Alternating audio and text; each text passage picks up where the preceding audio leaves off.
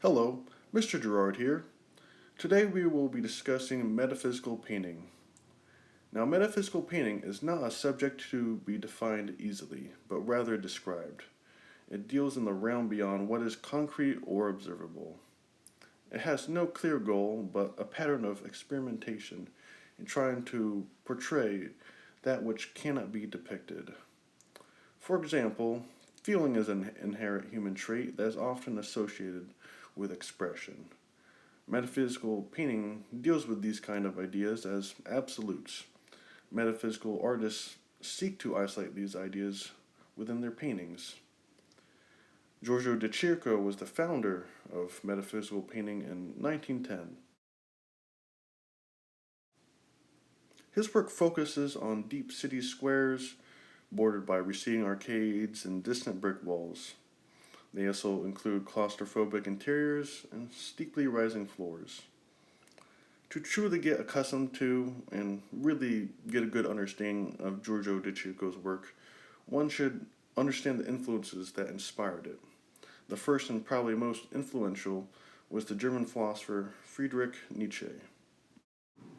Nietzsche is well known for his harsh critiques of Christianity and the morals derived from it. You probably know him from his famous quote, "God is dead." Now, it's important to note that Nietzsche viewed the world as being a place of pain and suffering. This leads to Nietzsche's view on the role of art in society. For him, it was a tool for creating balance. Nietzsche said that, and I quote, "The substantive truth about the world might be disturbing enough to demand some artistic salve that helps us cope." For Nietzsche, art was almost a illusory drug that humanity depends on for survival. Reality is a burden where honesty would lead to nausea and suicide. The next big influence on De Chirico was the German philosopher Arthur Schopenhauer. Schopenhauer's philosophy focuses on human relation to the universe itself. Schopenhauer perceives himself as absolute because he can both see and feel his physical body.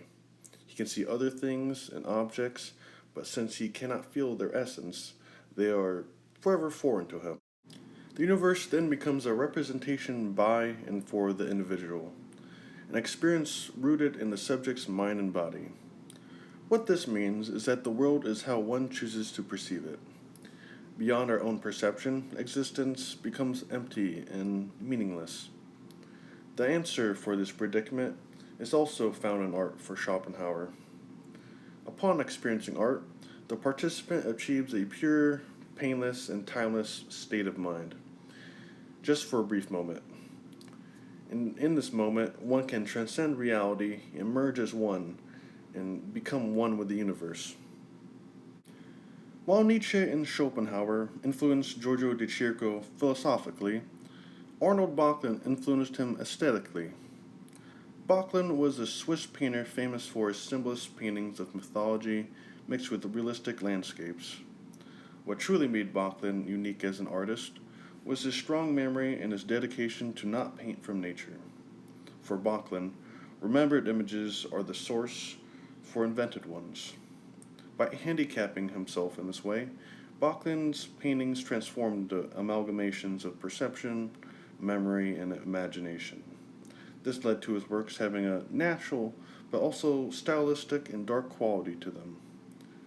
This is especially present in his painting Island of the Dead, which depicts a mausoleum converted island. This scene looks very eerie and unreal due to its isolation and lack of light to indicate a specific time of day. This specific painting was commissioned and designed to actually induce dreams. These dark and mysterious qualities come close to embodying the metaphysical paintings of Giorgio de Chirico. Now that we have a better understanding of the ideas that Giorgio de Chirico was interested in, let us delve in and try to analyze and understand some of his work. The first painting Giorgio de Chirico created that defined the short-lived movement of metaphysical painting was his Enigma of an Autumn Afternoon. At first glance, this piece looks to be simple and influenced by periods of Renaissance and Baroque art. But deeper within this painting, The motifs of loneliness, dreamscapes, time being frozen, and symbolism are born. It is important to note that metaphysical painting aims not to record any accidents, but to perform a larger derailment of sense. This means that every object has purposeful intent within the canvas. Knowing this, the motifs start to align better with one another. First of all, the building is deceptively eerie. Its structure suggests that it is man-made.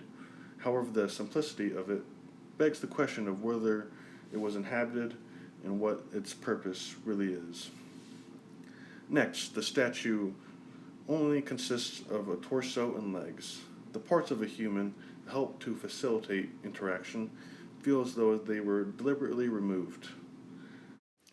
Lastly, the figures that represent humanity are scarce within the painting, which contributes to the idea that this is an imagined space isolated from the real world.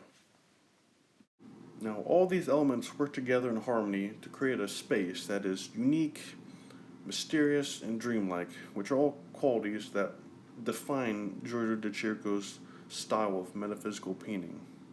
Now, this is important because it takes things that are well known and almost redefines them in a sense. For example, architecture is initially thought of as shelters to protect us from the elements or as a source of privacy.